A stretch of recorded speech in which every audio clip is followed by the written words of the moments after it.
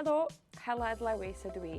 Mi nes i astudio'r cwrs tar uwchradd Cymraeg ym Mhrifysgol Metropolitan Caerdydd.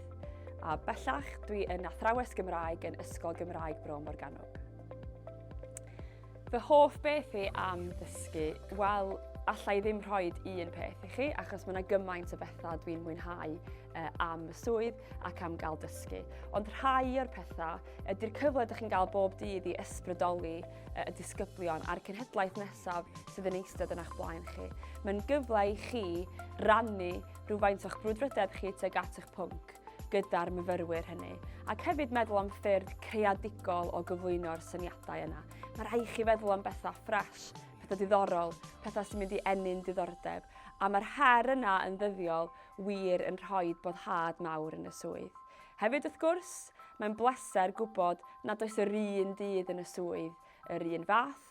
Mae pob dydd yn dod â'i heriau, ond yn dod hefyd â'r pethau da gyda nhw.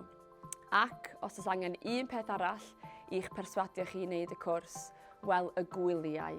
Be well na cael haf hir o 6 wythnos ac yn ystod y tymhora i fwynhau mi fyddwch chi wrth eich bodd gyda'r gwyliau sy'n dod gyda'r swydd.